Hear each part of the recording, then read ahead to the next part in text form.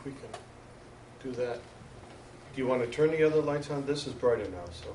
Can you see it? You see it all right? Yeah, you replaced that bulb since the other day. It looks awesome. Tim, can you see it in the back? Yep. So, in any type of disaster or emergency, you're always prepared. And I teach ICS, which is the Incident Command System. Actually, probably should have asked someone to describe that acronym, because it really makes a difference.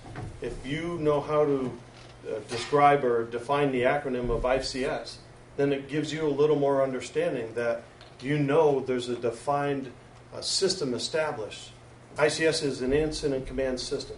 So it helps to help one or an agency or a coordination of government to work during a response. And it establishes a framework, and it's defined. But the number one rule in ICS is flexibility.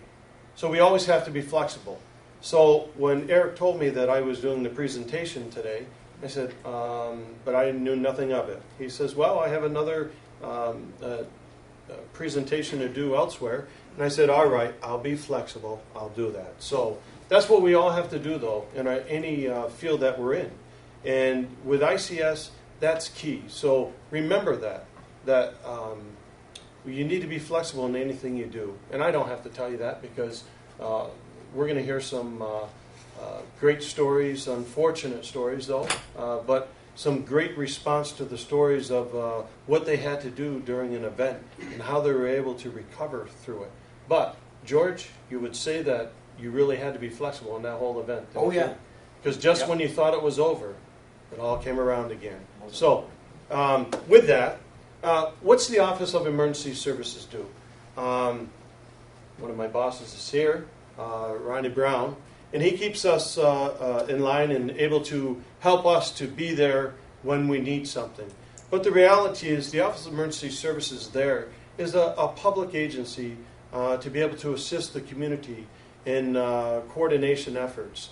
First and foremost, we're proud we have this building, thanks unfortunately to a disaster. But because of it, we were able to move into this building. Because part and parcel of what we do within the county is we have our 911 dispatch center. And so the main communication center for fire, EMS, law enforcement, is out of this building. And so that's one role that we do within this office. Another role that we do is help in the training processes for fire and EMS.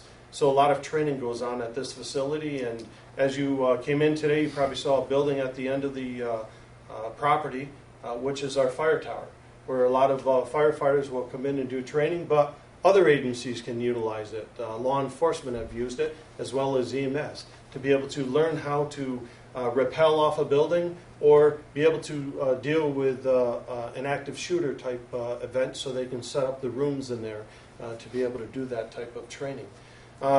So we also facilitate in helping with that.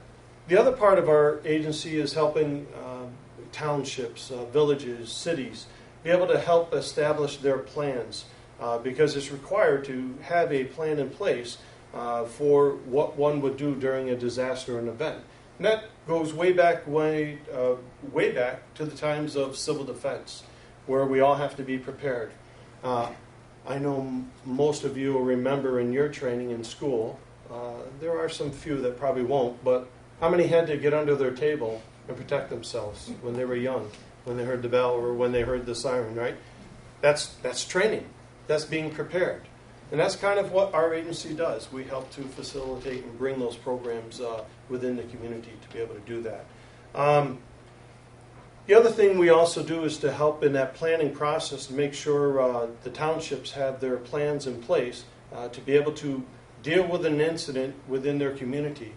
And how do they have the ability to make declarations or states of emergency? Who knows who can declare a state of emergency in a township? Anyone? Got a lot of training here, don't I?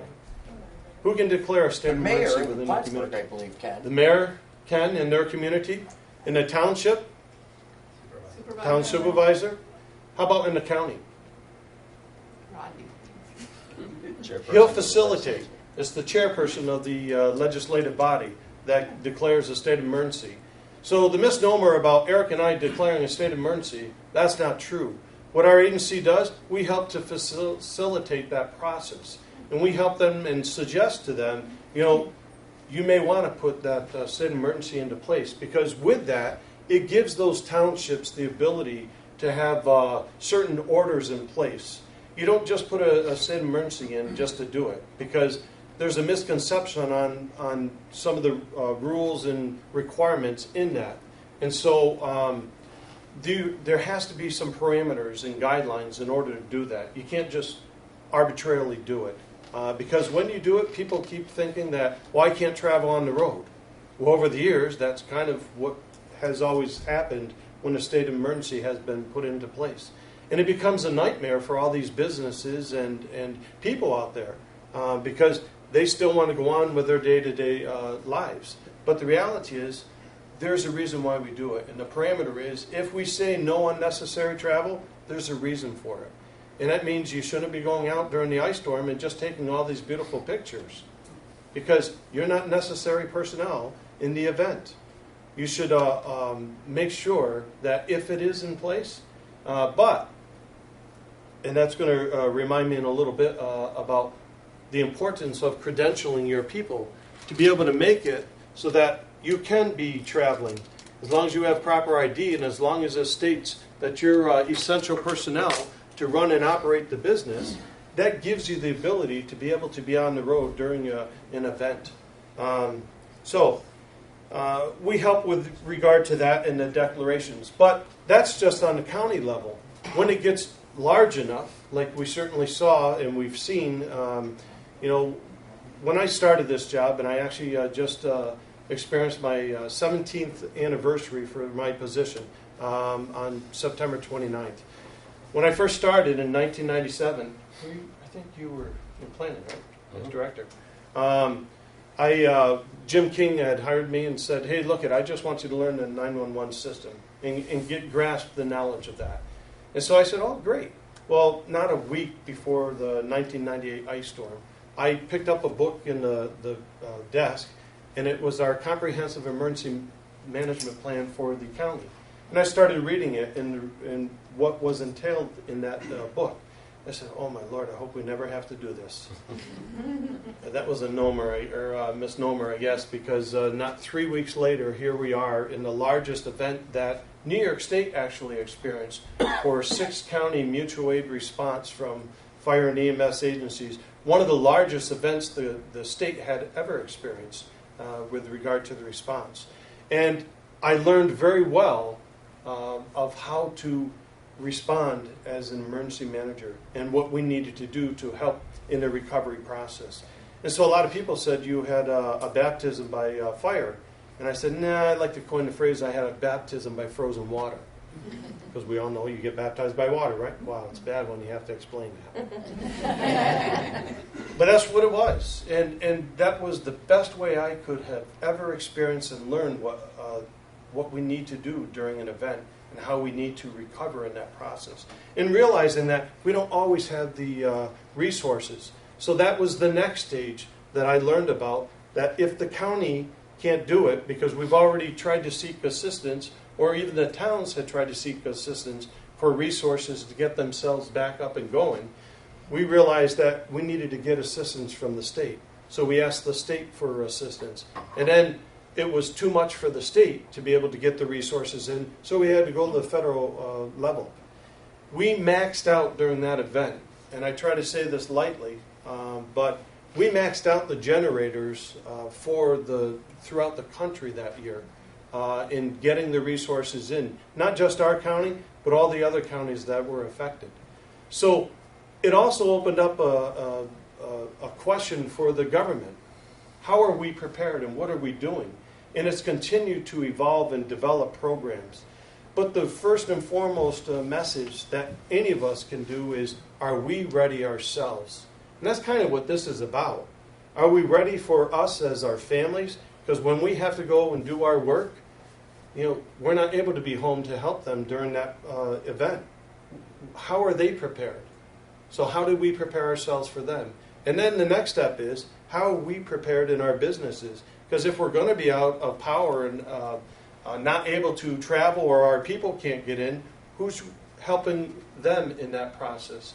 And so all these agencies that I spoke about earlier kind of help to facilitate and coordinate and kind of bring some resources, funding as well, because when you experience a disaster, there is going to be a loss of funding.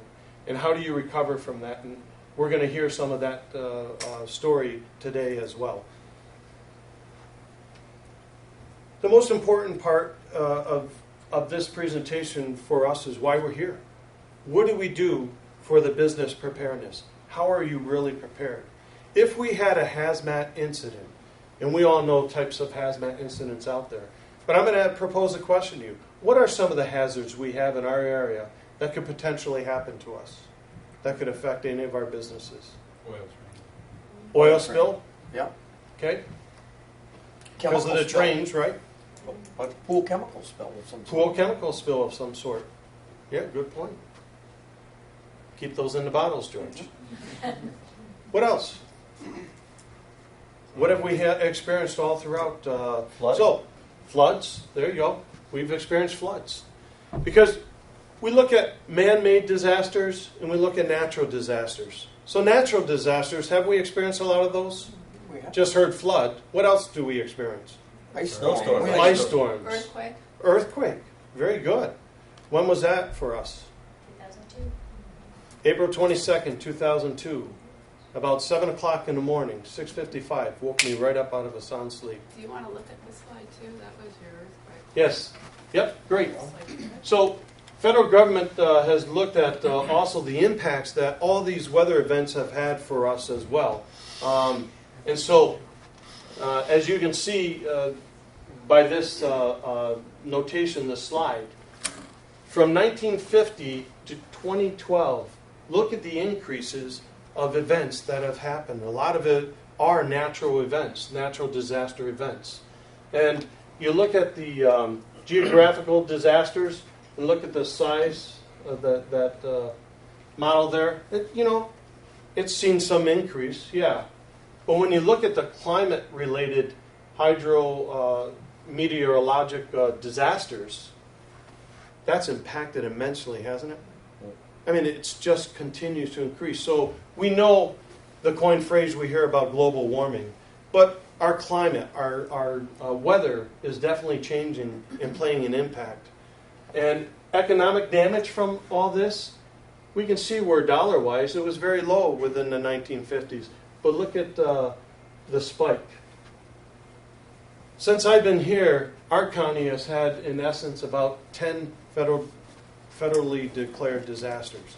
And it's not just because I'm here. Sorry. It's not just because I took the job. But the reality is, it's increasing. And so the key for all of us here today is how can we prepare ourselves? Because when it does hit, how can we minimize the economic loss for our agencies, for our community? So that's key.